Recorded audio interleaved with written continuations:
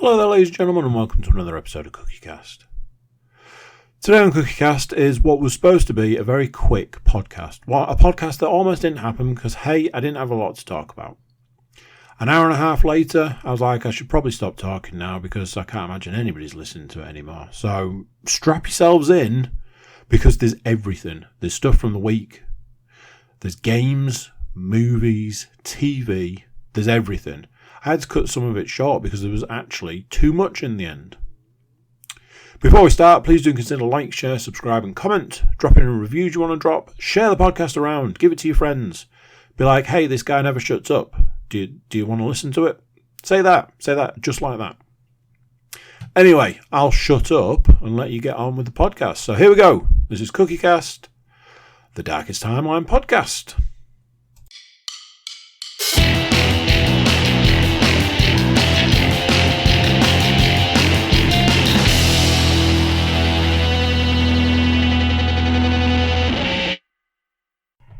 Hello. How you doing? You alright? Ooh. So, how's your week been? Good week? Bad week? A week? It's been a week since I last sat here. Very strange. There was a point a couple of days ago where I was like, I might not even do a podcast this week because I've got nothing to talk about. But then I knew I had stuff coming up. And I knew that the stuff I had coming up was potentially going to generate content.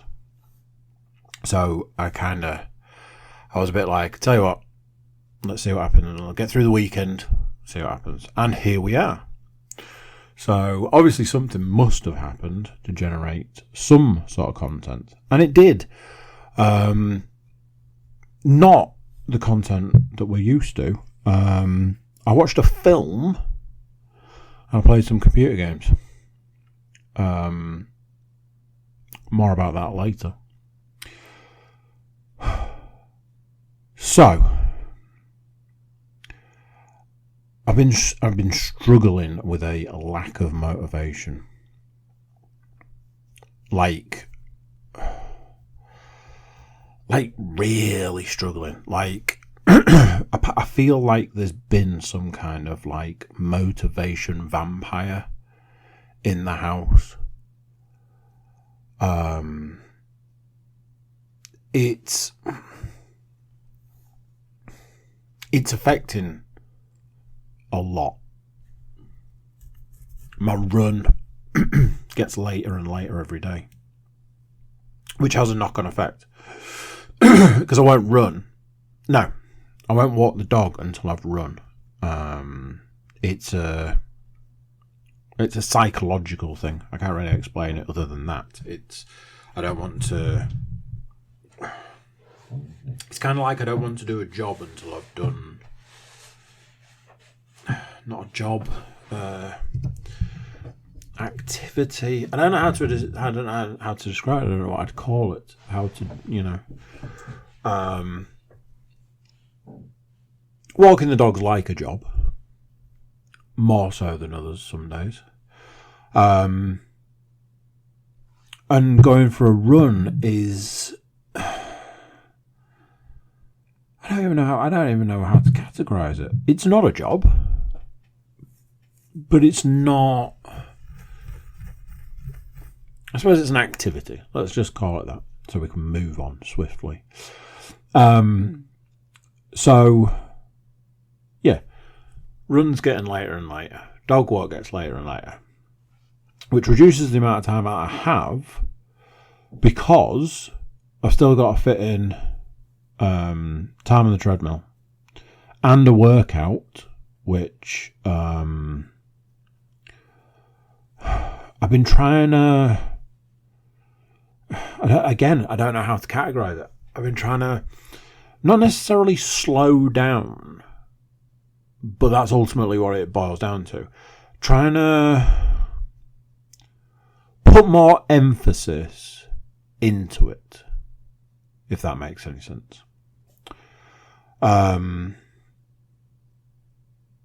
But I noticed this all starting last week. So all of last week, I was like, oh man, I really fancy taking the day off. There was days where I was like, I just want to take the day off. I don't want to have to do any fitness. I just want to... It was very much like I want to lie on the sofa and I want to, in an old school kind of way, eat junk food and watch crap TV and not have to go out the door and run and get on the treadmill and lift weights. I don't want to do any of that. I don't even want to put my shoes on. I just want to wrap up in a blanket. Now then, there's something that I've realised recently is that there's often a theme running through podcasts. Often I'll say, this thing we're talking about at the start relates to something we're going to talk about at the end, kind of thing. And there's a few things in this week's podcast where they connect to this. So I was really struggling. And then I reached a point where I was like, I'm probably going to have to address this, because the end result is at some point something's going to give, something's going to break, I'm going to have an excuse or a reason or something to not do something. And the moment that happens, the wheels are going to come off the bus. Now then, this lack of motivation isn't just around exercise-based things. My eating has taken a bit of a wobble, and again, kind of a weird sort of thing in the sense of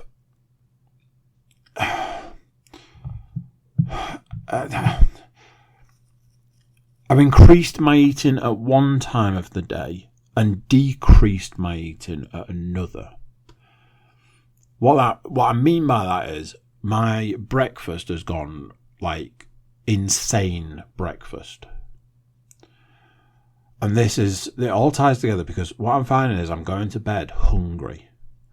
So I'm getting up hungry, and then I'm going to go and run, and then I'm walking the dog, and it's just getting later and later in the day, like I was saying about this motivation. So when I actually get to the point in time where I can eat, my body, my mind, every part of me is like, you best put calories in this body or we're going to be in for a bad time.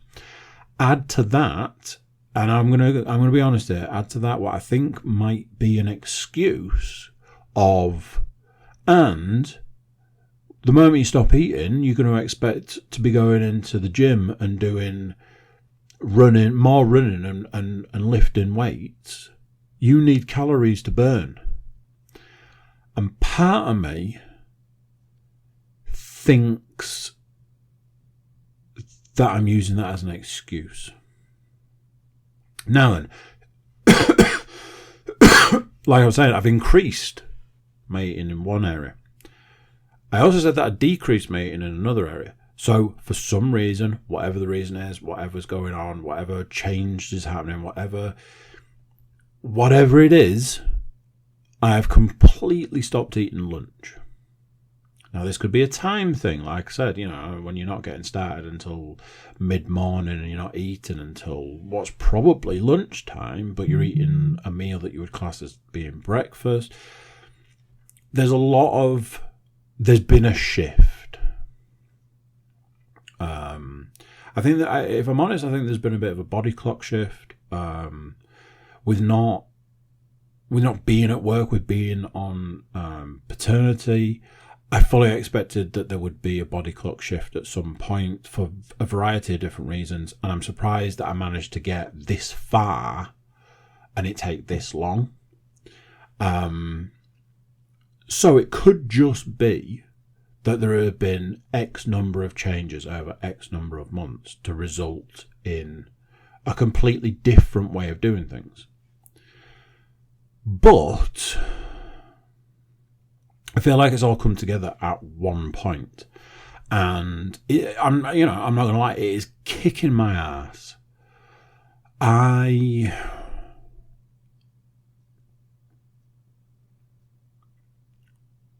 I've experienced this before, but it's quite bad. I've experienced this thing where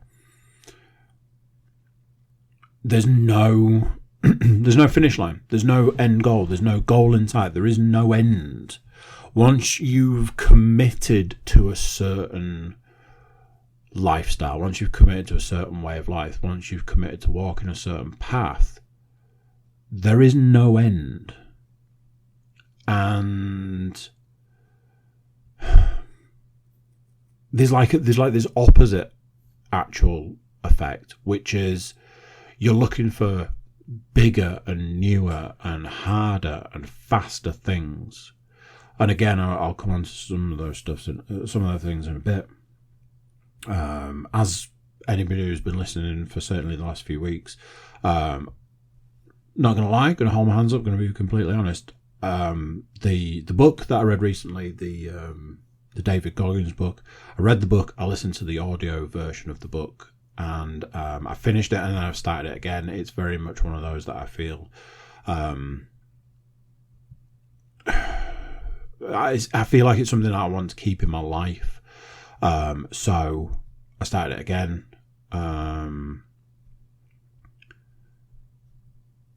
It's changed an element of thinking, not maybe enough. I was listening to a podcast today, which was very similar to certain elements of the book about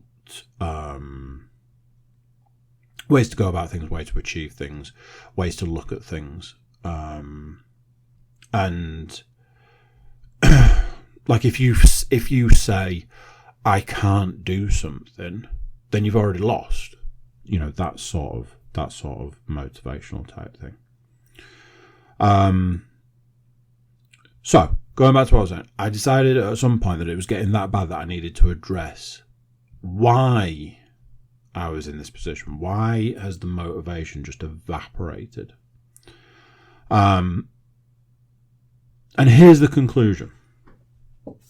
Here's what I came up with. What I came up with was drink for effect. I think it's the weather. Again, I'm going to talk a little bit about weather because I'm that boring. But I think there is a connection with the weather.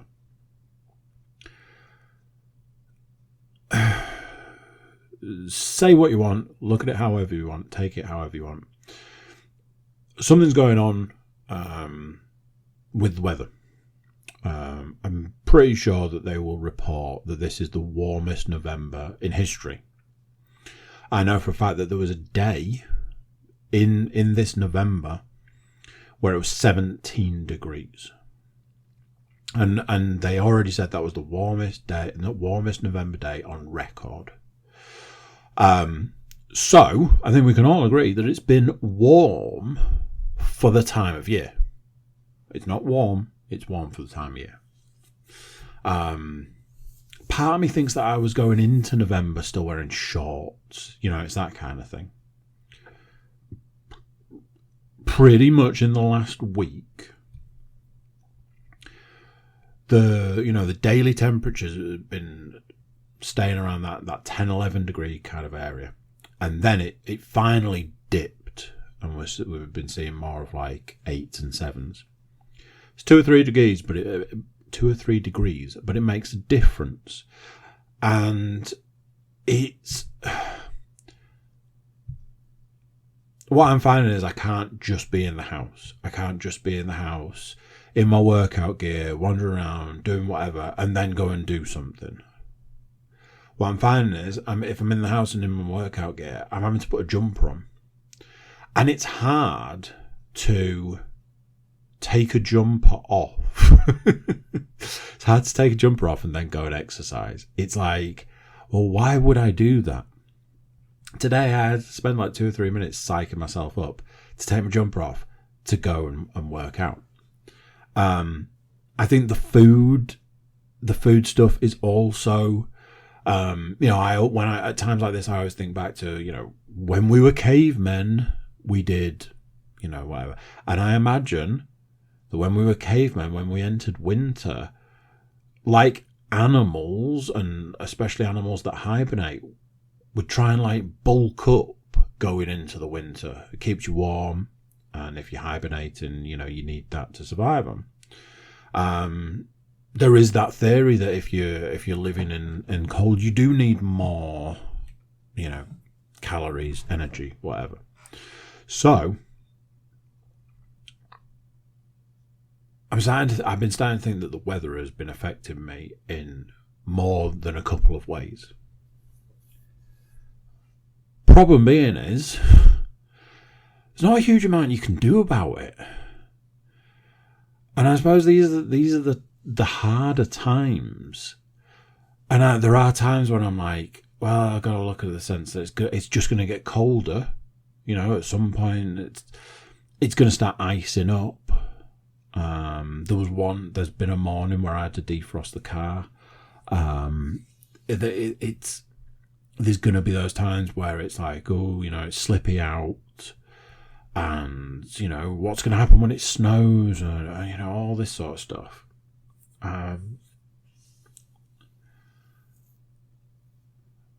But weirdly, the question, I suppose, is what do you do when all the motivation has gone, all the motivation has evaporated? I then look back at that day where I wanted to just take the day off and just do, curl up on the sofa kind of thing. And for humans, that is very much our way of hibernating. Sometimes I imagine a bear in a cave, lying on a sofa in one of those, those blankets that you wear that's got arms and a pocket for your remote control, watching TV. So yeah, it's been tough, and a lot of what I've said is stuff that's going to come up throughout the podcast and stuff I will refer back to. But for now, let's talk about something else. You people, you lovely people, know how much I love going to the vets. And I don't mean that. I mean how much my dog loves going to the vets. I had a conversation with somebody yesterday talking about pet insurance, and I was like, my take on insurance is if the damage, whatever damage it is below a certain amount, you might as well just pay it, because the last thing you want to do is put your insurance premiums up.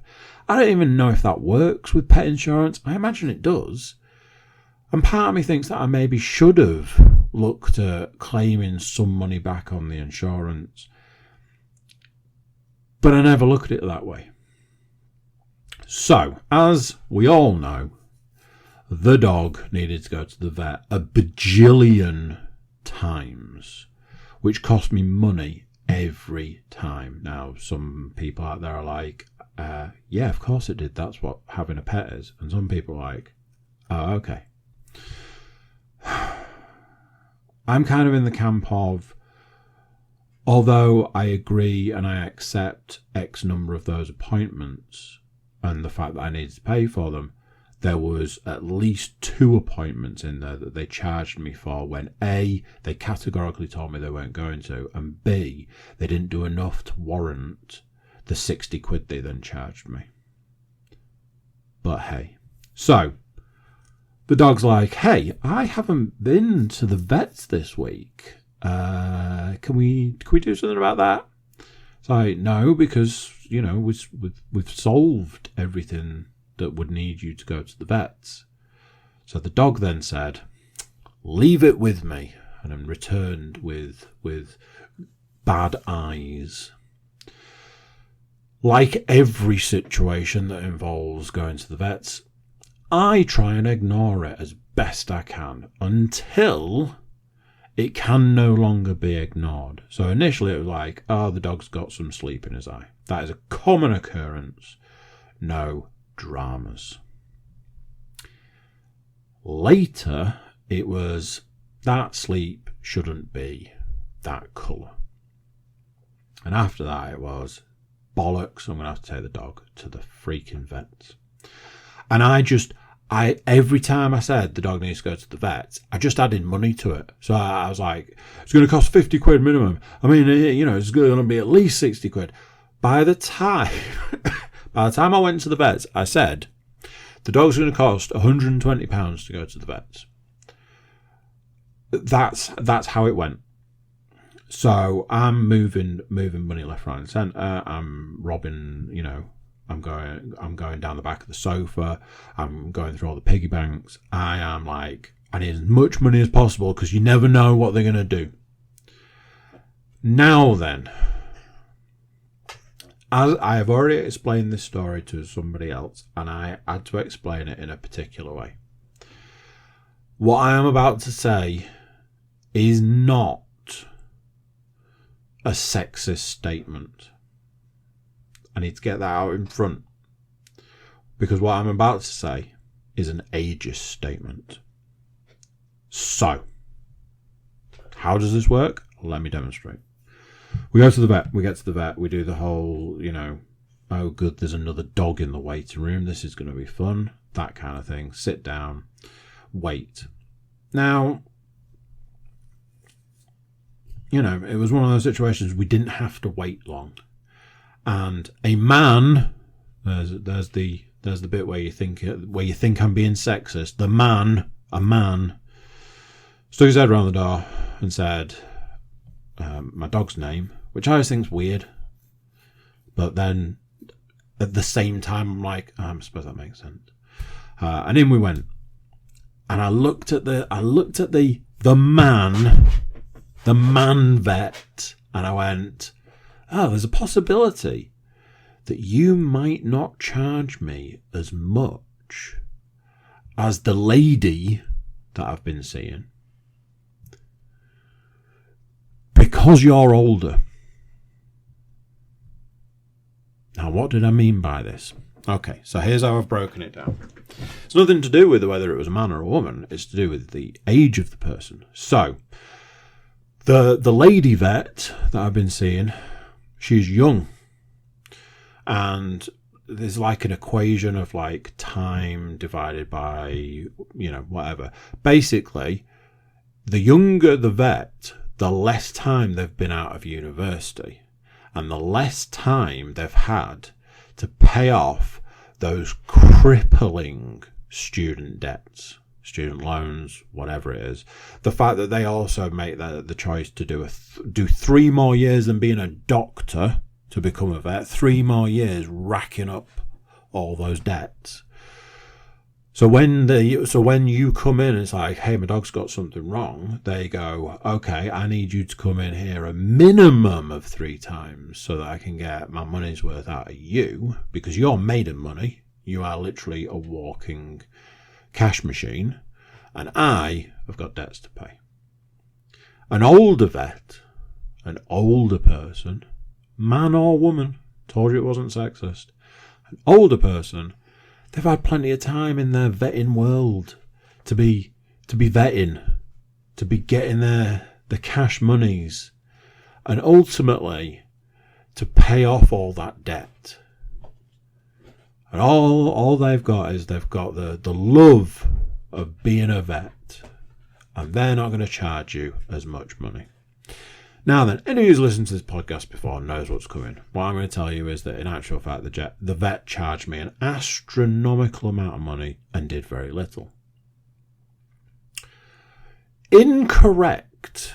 I'm going to say that straight away. So, the vet was like, I need to do a multitude of things, and all I could think was, shit, every single one of those things that you're going to do, you are going to charge me for. This isn't good. So I started doing the math. I was like, it's 50 quid to walk through the door. It's going to be another tenner for you to do that. It's going to be another tenner for you to do something else. We're at 70. Then eventually you're going to tell me, hey, the guy needs some medication, and you're going to use but it's a rare condition, so we need to use rare condition medication. Let's tag another 50 on. So when I was thinking it was going to cost £120, I was probably right. Shit. So, I need to do this, need to do that, because if I do this and I do that, and I can't give him this if I haven't done that. And I'm like, you son of a gun. And he went away and he came back and he went away and he came back and, I need to go and check this. I need to find out about this. And I'm like, every time you walk out that door, I bet this goes up by £10. So he's in and he's out and he's backwards and forwards. And then explaining what's going on. And I'm just like, oh, man, I thought this was going to be cheap. So he's like, right, take these, give it to him every day for a week. Okay. So I thought I'd got out of there clean. I thought I'd got away with it. I was like, maybe some of these things I'm not getting charged for, and maybe some of the, maybe the medication isn't astronomically expensive. Maybe I've got away with this. And then he dropped the bombshell. The bombshell, ladies and gentlemen. The one that we didn't even see coming. It came around the corner and smacked me square in the face. Obviously, you'll need to bring him back in a week to get him checked to make sure everything's fine.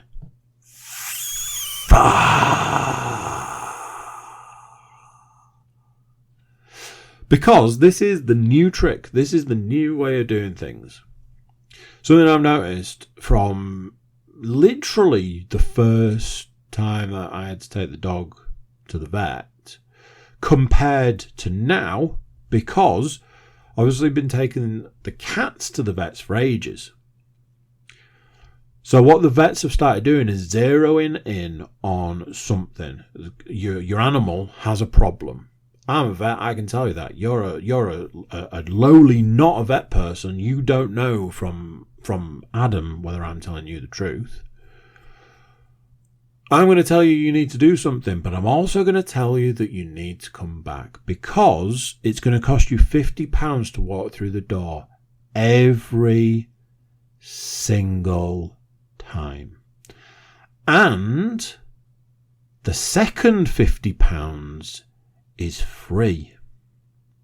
Not to you, the customer. No, you're paying the £50. It's free to them, because that's a block of time that they don't have to bother with doing anything. But it's still a block of time, so they're going to get paid for it. It's a freebie for them. So for the whole thing where I was like, it's going to be cheap, it's going to be cheap, it's going to be cheap. This guy's older. And he wasn't old. He wasn't, he wasn't an old man. He was just older. Probably my age. So I was like, shit. Maybe I can get away with it. Maybe I can sneak my way to the dispensary, the place you pay, whatever the hell it is.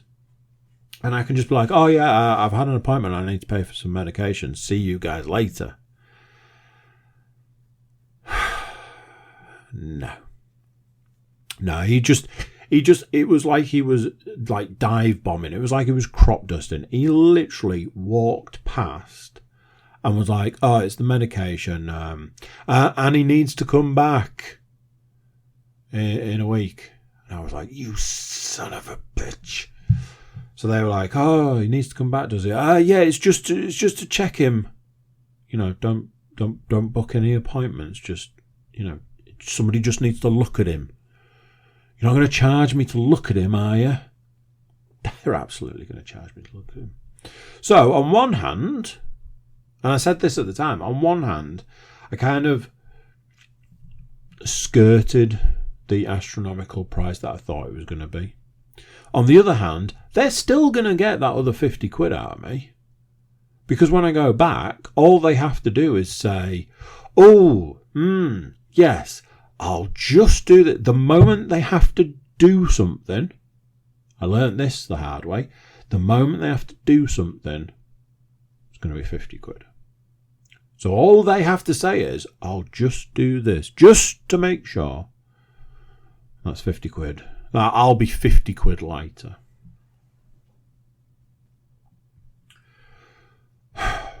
So, going back, motivation. I really struggled every day last week. I struggled it was bad. It was really bad. And I struggled today. It was bad. It was really bad. The day I didn't struggle was on Saturday. Because, as we know from last week, Saturday, gone, I had the crazy notion to go and do a park run. This Saturday, I'm like, hey, I managed to do a park run. So why don't we do it again? So there were a few things. One, I got a personal best, but that kind of sets a target. So I was a bit like, okay, I need to do better. I need to do it faster. I need to do it quicker. I'm not going, I'm not going crazy speed, but I need to do it quicker. So off to the park run we went, bumped into a nice lady who was very taken with the dog, because to take the dog with me, and was started talking to me like she knew me and I didn't know her, and then revealed that she had been there the week before but was volunteering, and I was like, oh, it's the lady who commented on the dog last week. That makes more sense now. Cool. So walked down and chatting away and talking park run, and I was sort of giving a bit about my park run journey, which is weird, but we'll leave that there. So we were early. I planned it, I want to say perfectly, but I realised an error. Turning up literally as the race started, on one hand wasn't great, on the other was just straight into it. No time to fret, no time to worry, no time to let the inner bitch take hold. Getting there early, and then we're talking like nearly 10 minutes early, you're just kind of standing waiting, and you're just looking around like, oh, this person looks, serious, and oh, that person's got a Parkrun 500 t-shirt. Parkruns are once a week. That person's been doing parkrun for 10 years. Every week. Minimum. All that sort of stuff. But it was the only thing last week that I was actually motivated to do. I did everything. I'm not saying I didn't do it all. It was the only thing that I was actually like, hey, let's go and do this, and let's try. I will add, motivation is just around starting stuff. I got 2 personal bests last week. That's not even true. I think I got 4 personal bests last week. 2 outdoor runs, 2 indoor runs, and we'll go on. So parkrun, they're doing all the shouting out people and giving you a rundown and all that sort of stuff, and then 3, 2, 1, and you're off. So away we go. Me and the dog, we're running. And that was kind of that. There was something that I thought about going into, and it relates to the book I've read. But it's a half-baked theory that I need to try again to see if it's actually a full-baked theory. I heard something today, I don't know if it was on a podcast or on the podcast element of the audiobook, or what, or whether it was part of the book or what, I don't know. I heard something today which tied into the parkrun that I did on Saturday, which tied into something that I've been mulling over. And I need to test this theory this coming Saturday. Shazbat, no. I don't think I'm going to be going on this Saturday. Anyway, that's not a conversation for now. So, away we go. And I started in the middle of the pack. Now, I wouldn't ever start a race in the middle. Now, parkrun's not a race. It's a run.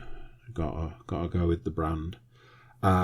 Anyway, I would never start in the middle. I don't know why, but as more and more people turned up, they sort of filed in behind me, and I went, I don't know if I necessarily want to just start walking back to the back, so if these people behind me are faster, they can just go around me.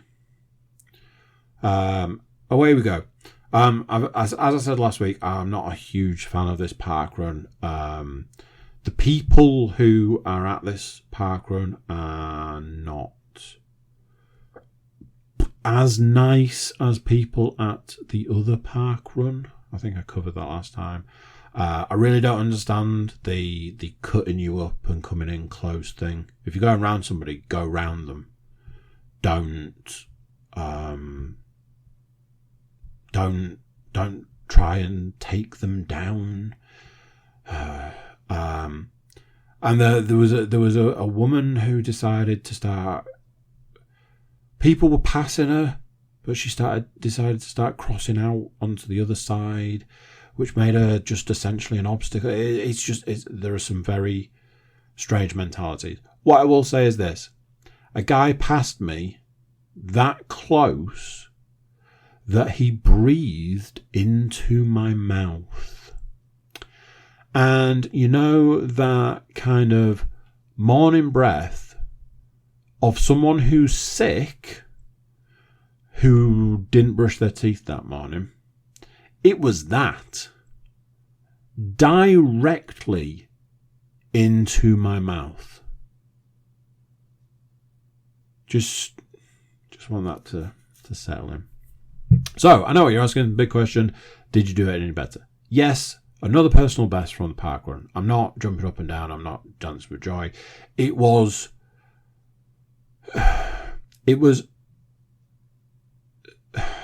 I don't know how to play it down whilst also building it up. I'll say this, it was the best part of 2 minutes faster, which to me is mental.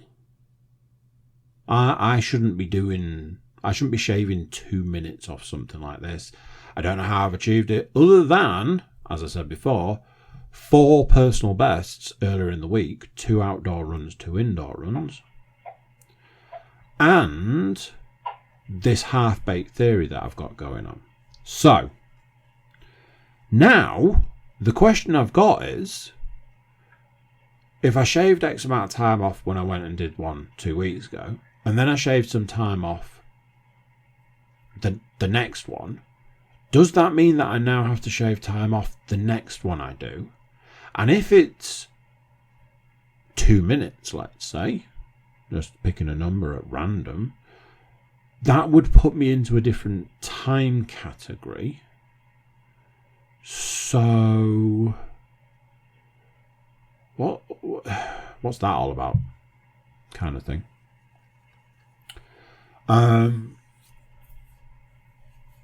Yeah, don't know.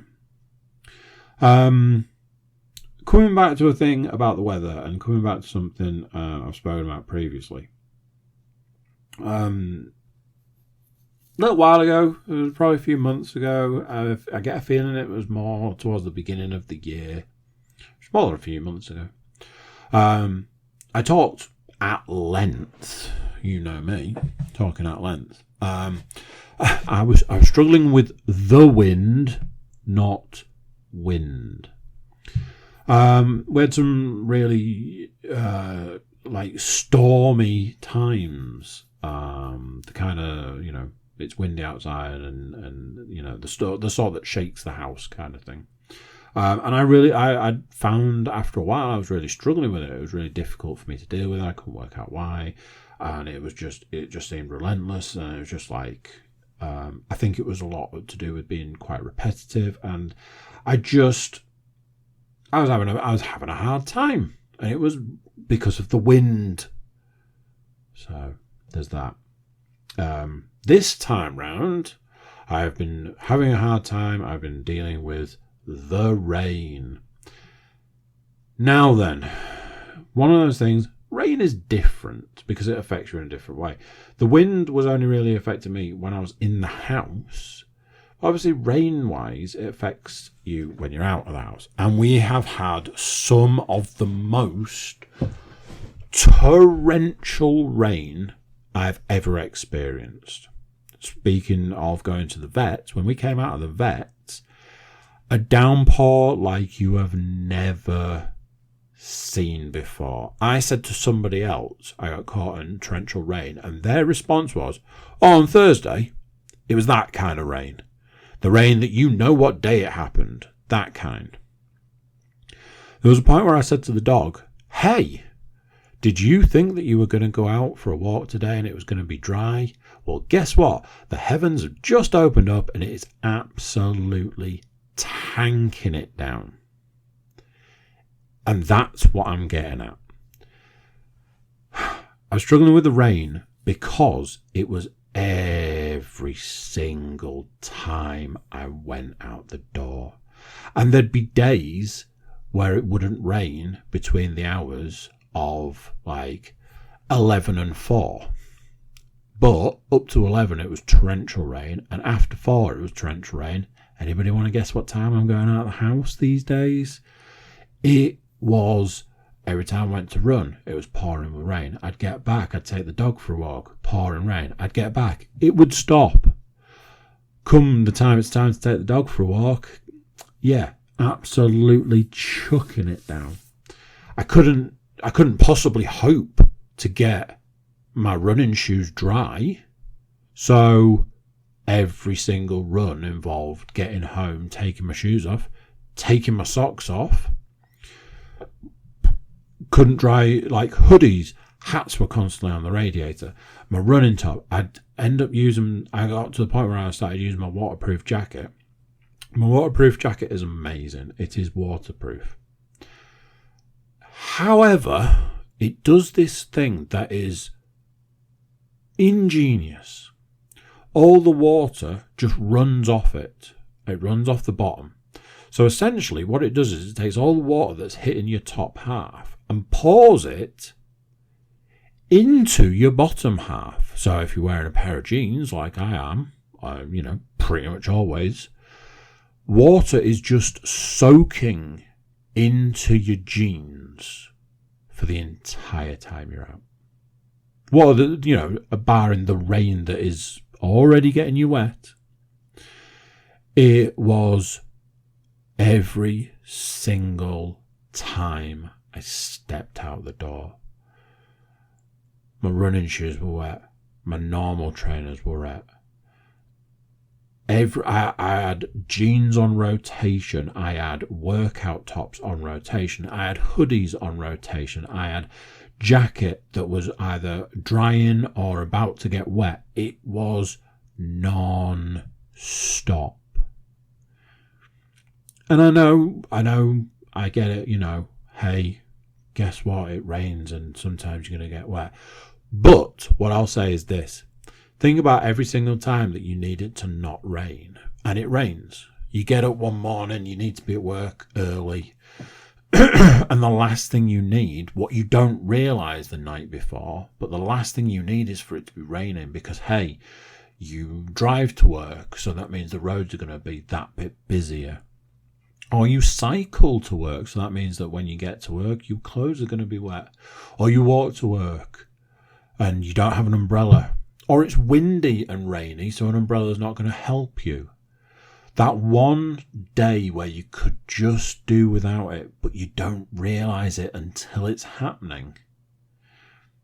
It was that feeling every single time I was leaving the house. Once, it's like, shit happens. Twice, yeah, okay, fair enough. But twice is in the same day. Day 1, day 2, day 3, day 4. After a week of it, you're like, yeah, I'm pretty sick of this now. And everything's wet. But hey. Took my middle daughter to a birthday party. I've skipped something. Because that was on Sunday. Saturday, I took my children out for the day. I was like, hey, let's do something. Let's have a treat. Let's go out. I didn't take them out for the day. I took them out for the afternoon. So we put it to a vote. I kind of wanted to go to the cinema. Why? Because by the time we were making the decision, I think I'd done like 8 miles by that point of the day.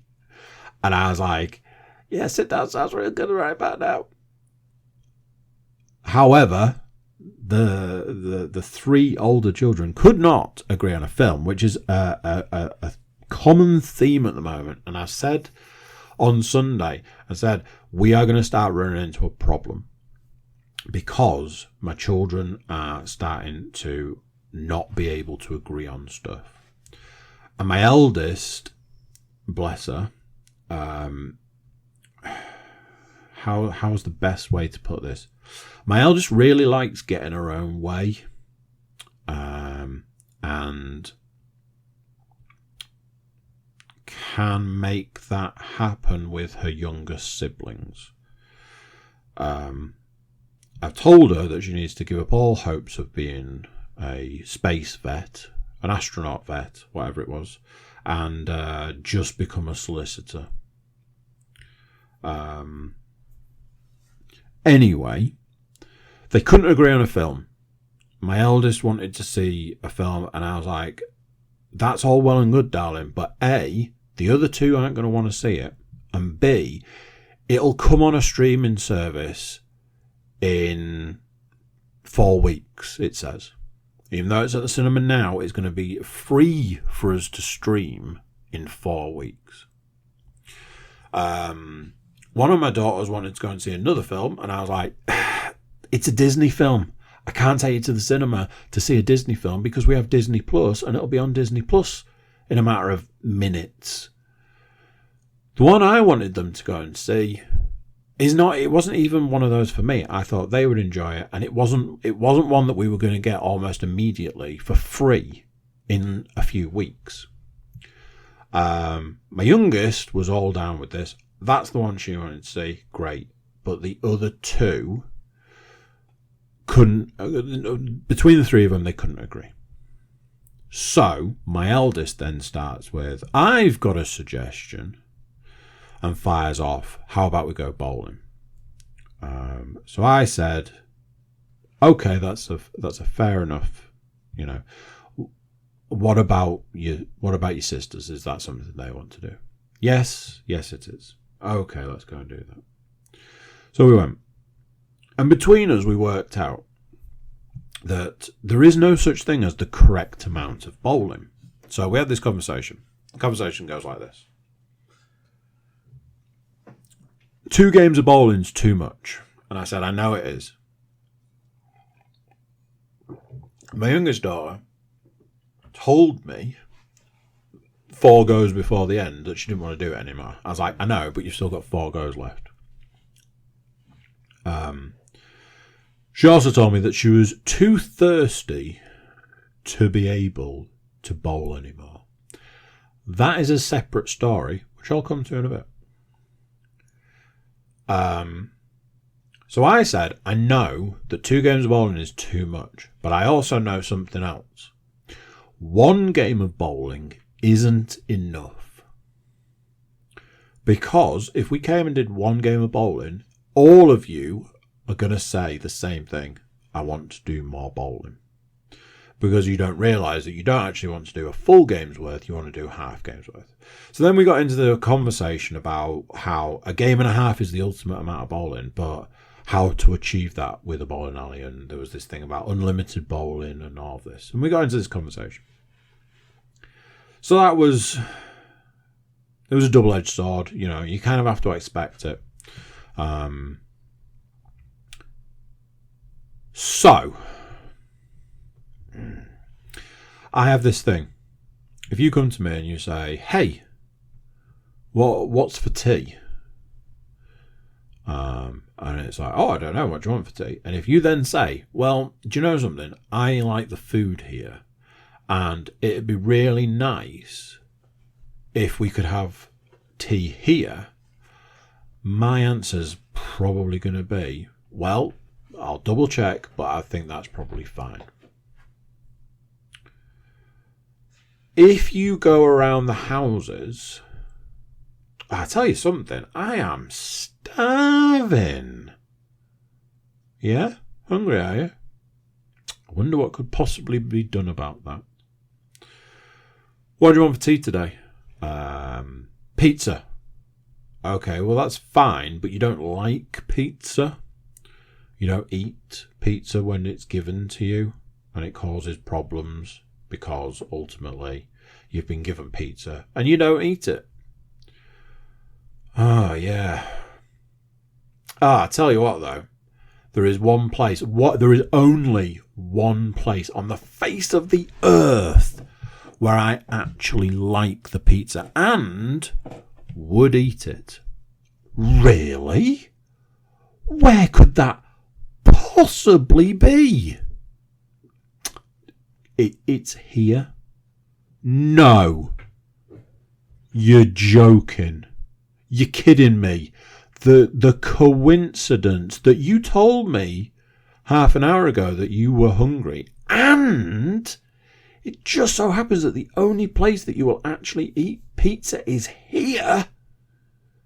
The coincidence. Yeah, I'm not into this kind of thing. In fact, if there is a way to make me not want to do something, it's to go around the houses. Now, ultimately, at the end of the day, these are my children, and I love them. So, I was very committed to, let's go out and let's have a nice time. And ultimately, for want of a better way of putting it, ultimately that involves, let's go and spend some of Daddy's money. So I started looking at it. I was like, if we go home and I make pizza, it's going to be a different variety of, I don't want to eat this pizza. But if I say, look, if I'm ordering this food, you have to eat it, then it's not on me anymore, it's on them. So that was that. So ultimately, I'm very much just come at me, bro. Come at me. Just come to me and say, is there any chance we can have tea here? And I'd be like, let me think about it. And ultimately, that involves me sending a text message. These children want to have tea here. Thoughts? And then if the answer is, yeah, go for it, then it's probably going to happen, isn't it? So yes, we went and we had some bowling fun, and we had some food. And to give them the dues, they ate all the pizza. There was a point. This is how things backfire. I don't eat pizza because I love pizza too much, and I had to let it go. There was one piece left, and I hadn't really had anything to eat.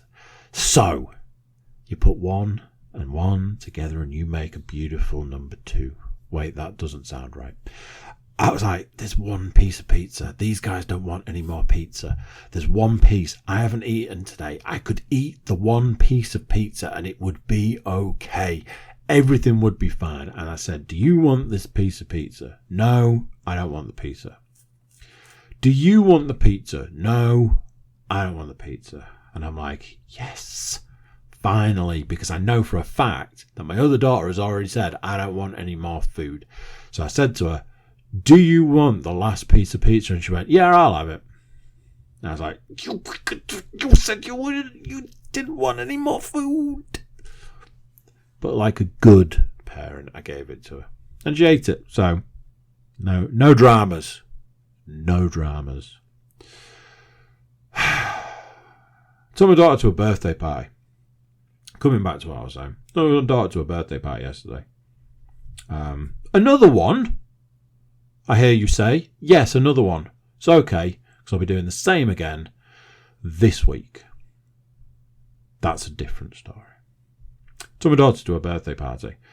And first question with any birthday party, once your children reach a certain age, is, Do I have to stay? Now then, I didn't even have to ask this question because the party was an hour and a half. There would be no point in me leaving because by the time I got home, I'd be turning around and coming back. So I already knew the answer. The answer was, you're staying. So there's that. So this is a birthday party that decided I've got a fantastic idea. Take like 30 kids and let's add paint into the mix. Come and paint a plate or a bowl or a cup or whatever. And I went, this sounds like insanity to me.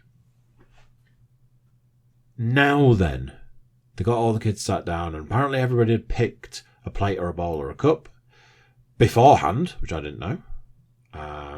And the paint was laid out for them, and there was paint everywhere. Little things to dip your paintbrush in to paint with. And I'm like, this is going to be carnage.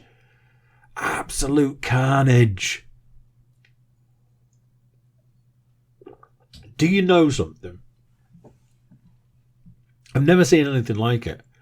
These kids went about painting the plates and their bowls and their cups with some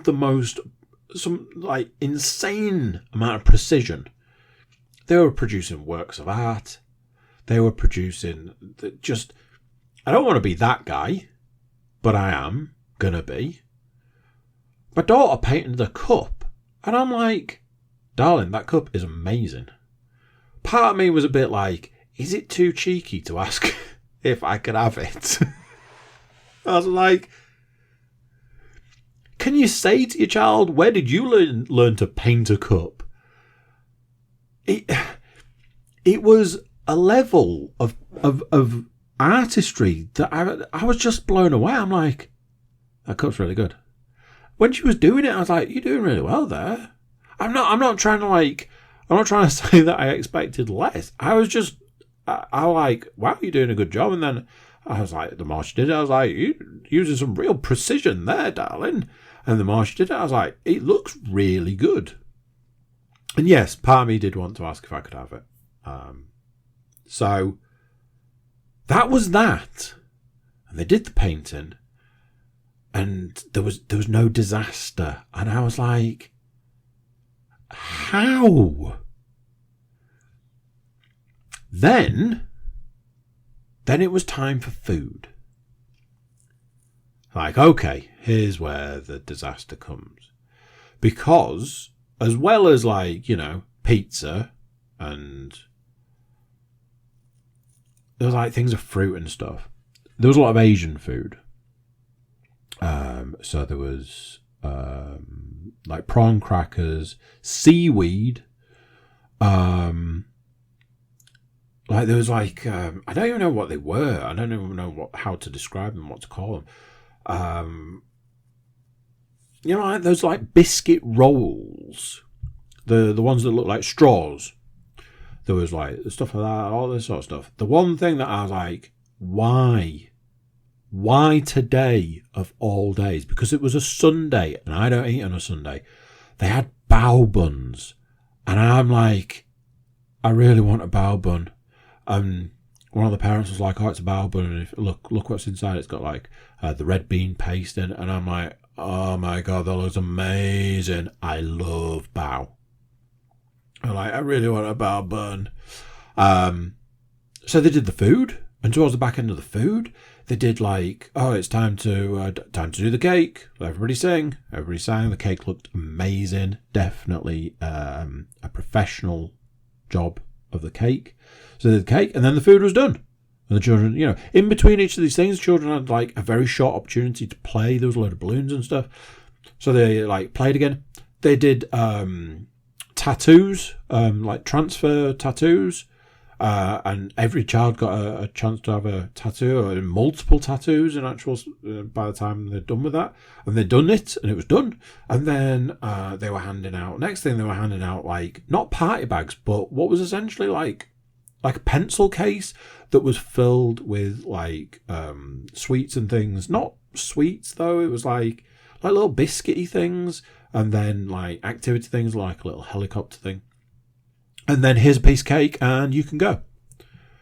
We were in and out in 1 hour and 15 minutes. Now, I know what you're thinking.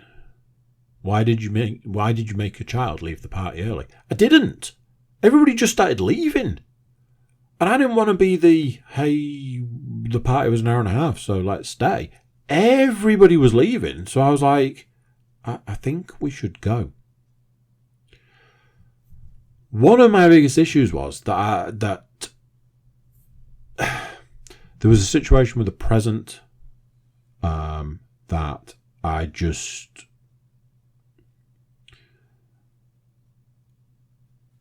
hadn't done enough towards sorting a present, is what I'll say about that. And I then felt really bad because this was the most organised party I think I've ever been to, and I came out and I was like, we didn't get a present, so that's on me, that one. So it was Sunday yesterday. Now I've been cheating on Sundays. As we know, I've been cheating on a Sunday. The Sunday rest day myth. I've been cheating by going swimming. So you got to fill the rings. But it's become a thing. So I was cheating by going swimming. Swimming is still, to me, like resting. Uses a lot of muscles, uses a lot of movement. Was filling the rings. The plan was to go swimming because I'd completely forgotten about the party, but also had not forgotten about the party. You know, one of those things where you plan something at the same time that you know something else is happening, but you've done it in your head like it's two completely separate things. I'd done that. Silly man. Now then,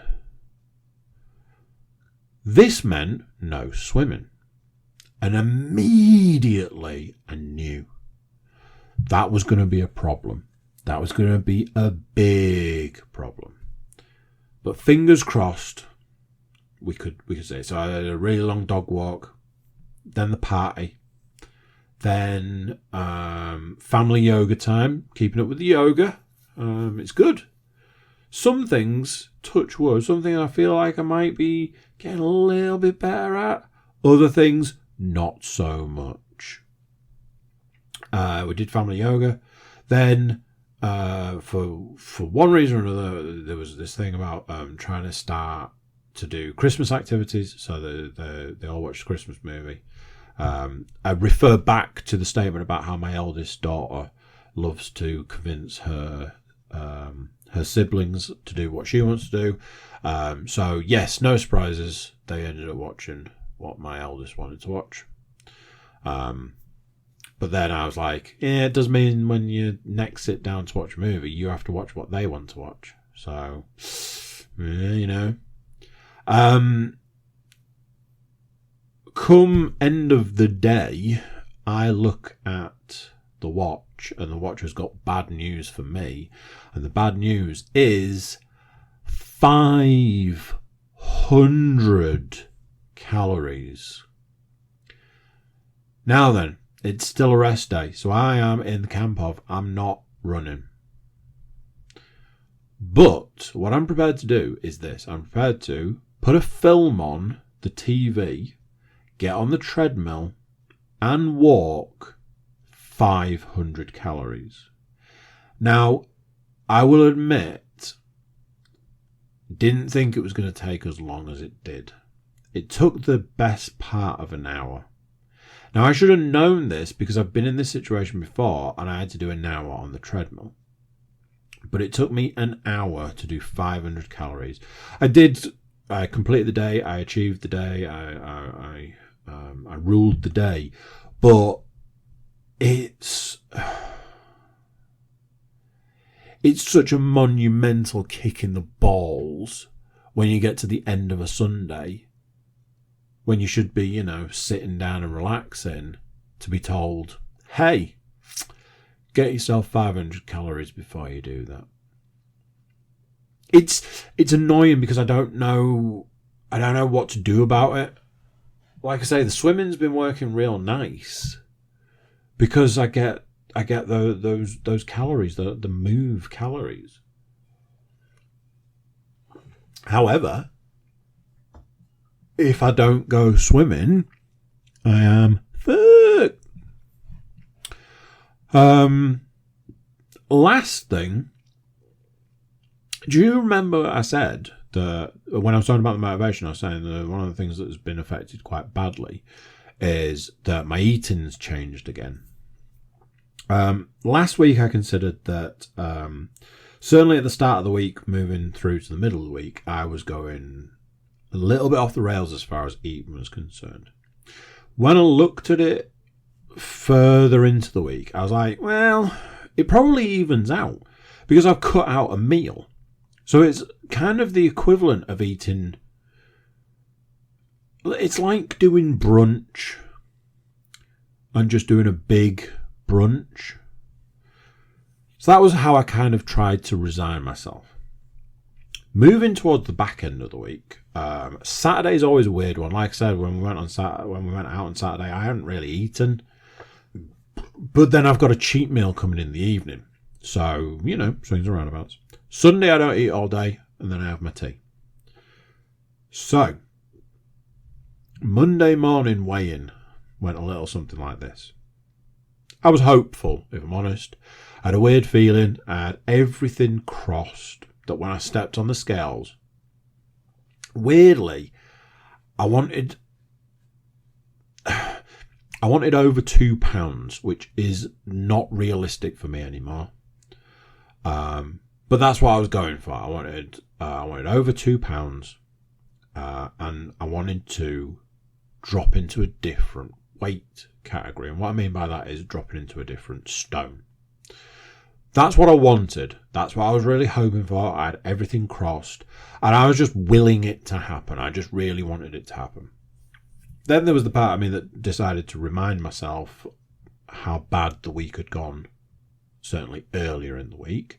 And I was like, no, I think we're going to be good. I think we're going to be all right. Then there was a part of me that decided to go, yeah, but do you remember going and doing an hour on the treadmill on a Sunday night is really bad as far as weight loss, because I think it does that whole, it just pumps the muscles up the night before a weigh-in. Stepped on the scales this morning. Started doing this thing where I weigh myself twice. I weigh myself, then I get off the scales, move the scales to a different position and weigh myself again to see if I get the same result. To start with, I was pleasantly happy. To finish with, I was even happier. So, just short of 3 pounds lost, which, as I mentioned, puts me into a different weight category, and by that I do mean into a different stone. Now then, as the last few years have been, it's been my intention in the month of December to try and lose a big chunk of weight before the biggest meal of the year. And secretly, part of me has been having that idea that I'm going to try and do that this year. Another part of me has worked on the principle that I can't lose weight the way I have done previously. However, dropping the weight that I've dropped in the last week has again put me into the lowest weight I've weighed in something like 3 years. The other thing is, remember when I was saying that I was fat? This new weight puts me into a position of I am 1.5 stone away from where I was when I considered myself to be at my fittest. Running, I was running a 5k a day, I was walking a 5k a day, I was doing other exercises, I started hitting the gym. I was at the fittest I'd ever been. 1.5 stone is a lot, but not in comparison to other weights, like, I don't know, 12 stone maybe. So I kind of feel like I can see that weight coming over the hill. What that means is that potentially now is the best time to knuckle down and try and get a big chunk of weight off in the month of December. So we'll see how that one goes. That's the week. Like I was saying, I think up till Friday I had 2 things on a list. That was 2 things of everything. One of them was like the lack of motivation. The other was the TV show that I'd watched. An hour and 10 later. So, Saturday evening, myself and my daughter sat down to watch a movie. It's not a film I'm going to go into, other than to say, a weird thing happened. What I wanted from watching this film with my daughter was to see it in a different light. The film in question was Aquaman. Aquaman was a film that I really tried to like a lot, a few times. And I always had the same thing. I'd get so far into it, and then my brain would just switch off. And I couldn't tell you what happened in the end of that film if you gave me £1 million. So I was like, my daughter's really into like the DC stuff, the superhero stuff. So I was like, maybe watching it with her will give me sort of kind of like I say, make me see it from a different perspective. The good news is it kind of did. Watching it with her, I was like, like there are elements of that film that are super slick.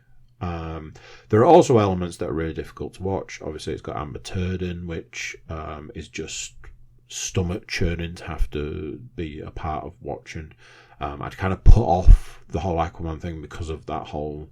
I didn't want to have to essentially give that aspect of it the time of day. But anyway, we sat down and watched Aquaman. I then told her that we'd watched the DC films in the wrong order and we should have watched Justice League. But hey, I watched a film and it was a new film, so it's one I can actually talk about.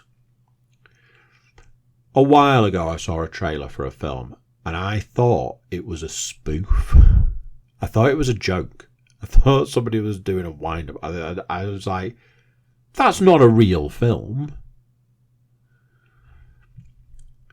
Then I saw another trailer. I was like, is this real? Is this a real? Is this a real thing? What? I don't understand. And then I saw another trailer and I went, I kind of want to see that film. The film in question is Bullet Train. I saw a trailer for Bullet Train ages ago and I thought it was a joke. I couldn't work out why, but the concept was so ridiculous. I was like, what? Then I saw another trailer and I was like, is this a wind up?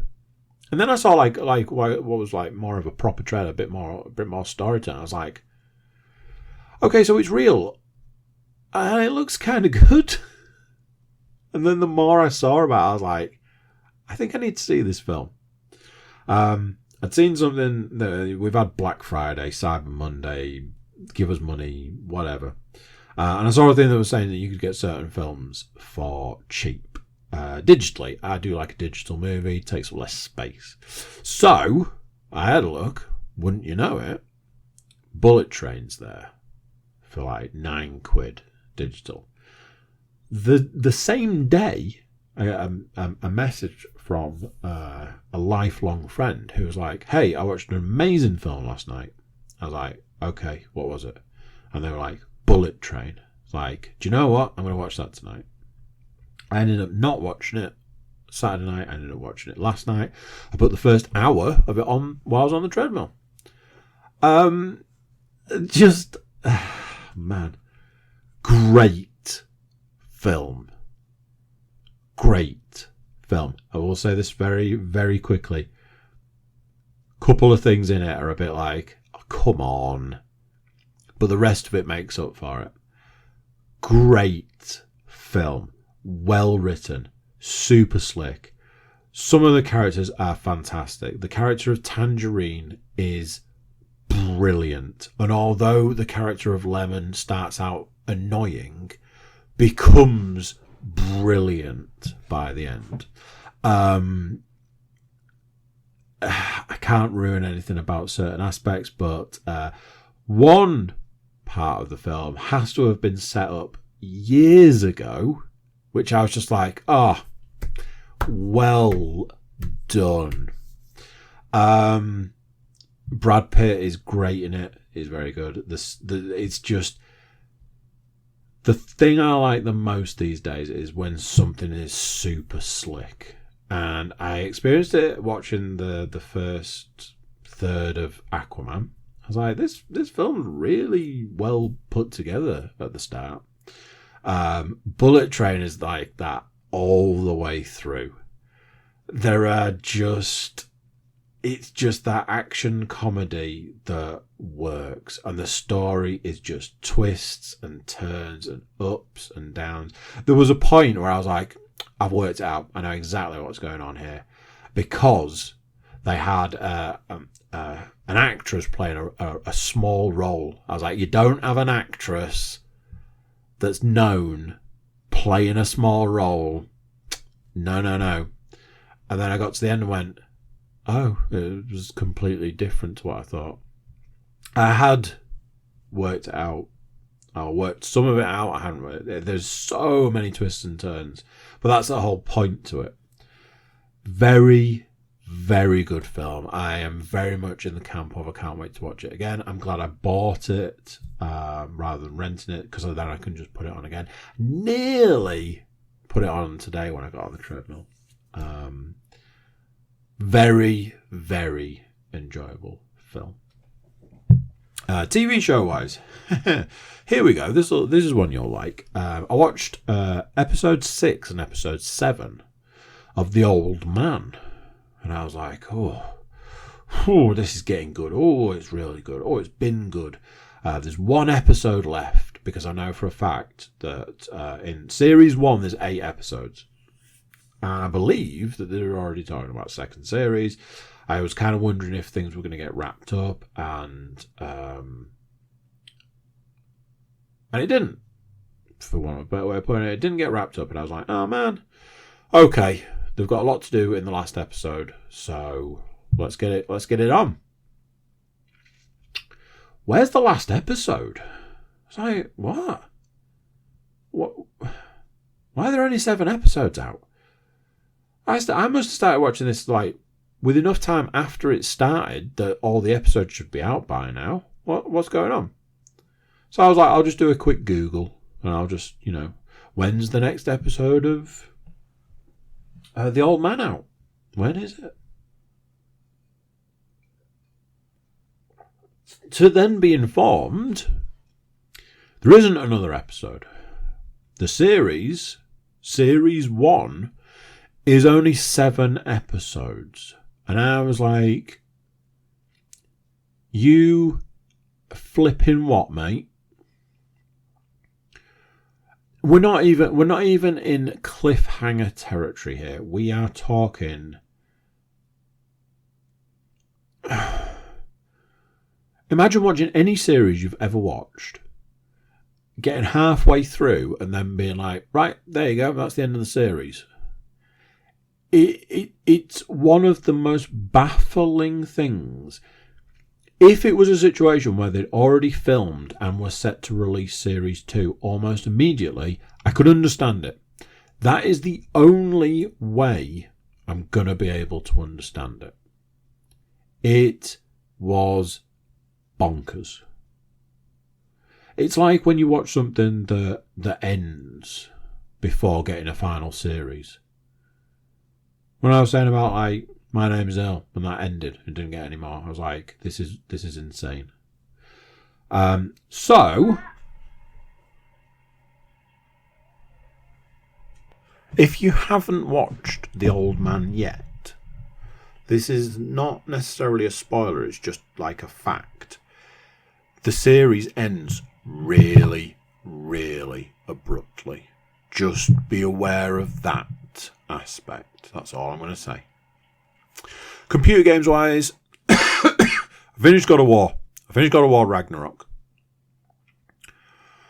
And you know something? I've written nothing down about this. I don't know how I feel. The biggest issue for me is that there's no New Game Plus. And then I remembered that 2018 God of War didn't have a New Game Plus to start with. They want you to play the game and absorb like every aspect of it before they give you the New Game Plus. And I'm very much a guy who likes to play New Game Plus straight away.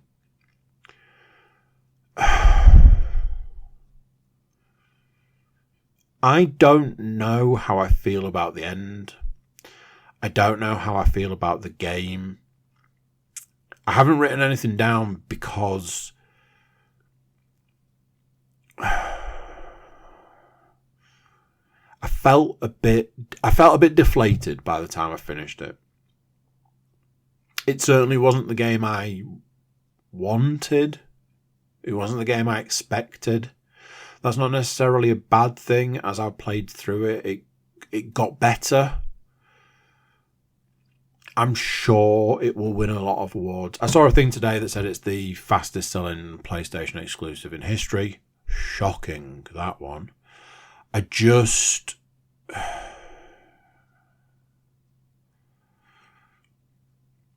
I'm reminded of a quote. It's not necessarily a quote. I heard a podcast at one point where somebody, Kevin Smith, had been talking to J.J. Abrams and said that one of the Star Wars movies he was making was going to make $1 billion. And J.J. Abrams' response was, "This will make $1 billion no matter what." And it's that. Whether it's good, bad or not, it's still going to make a shit ton of money. But does that make it good if it's not good? Do you know what I mean? I kind of want to leave it there because I don't want to go one way or the other with it, because I want to play it again. I know for a fact there are aspects of that game that are going to annoy the hell out of me playing it a second time. And anything after that. I did a little bit of Black Friday shopping, in the sense that I bought some PlayStation credit cheap and used that PlayStation credit to buy games that were cheap. Games that have been in my basket for years. I bought the Ezio collection, the Assassin's Creed Ezio collection, and I bought the Arkham collection. The Ezio collection is Assassin's Creed 2, Brotherhood, and Revelations, I think it is. Ultimately, because I really wanted to play Brotherhood, so I was like, I need to play Assassin's Creed 2 first, so that I can then play Brotherhood. I'm not going to lie, I'm regretting my decision. Part of me just wants to skip 2. There are so many things about computer games that have been left behind. Because they don't work. There is a lot of the Assassin's Creed franchise that's been left behind because it doesn't work. Some of the traversal stuff is just painful, and they go and do this bullshit mission before you can do anything else aspect is also annoying. I started Arkham Asylum being the game that set it all in motion. An issue with anything like that is no matter how much a game's remastered and polished and tweaked and twerked and whatever, it's going to be a game from the 360 era. I think when I looked them up, they were like 2009, both Assassin's Creed and Arkham Asylum.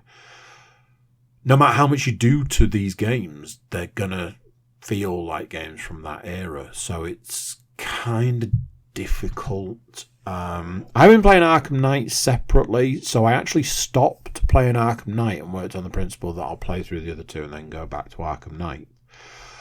And then part of me wants to go back and finish Arkham Knight anyway. I've also been playing Ghost Recon Wildlands because that is my comfort food of gaming. I play it because I like it, and because it makes me happy at times that I don't necessarily feel happy. It reminds me of a better time, and so on and so forth. Me and computer games are not getting on at all at the moment. I need a specific thing from a game, and games don't. Not all games have got it, and not all games give me what I need, and it causes me problems when I'm trying to play games. And I've said this before, and I've said this in the past, but at times like this, it does make me wonder whether it's time to hang up the controller. I was going to get Gotham Knights for something to play, but I'm aware that there is a Christmas present issue involved in that. So, and also, I've heard nothing but terrible, terrible reviews for it. So, there's that aspect. Anyway, having had nothing to talk about this week, that's nearly an hour and a half. So, I'm going to let you go, because I'm sure you're tired of listening to me.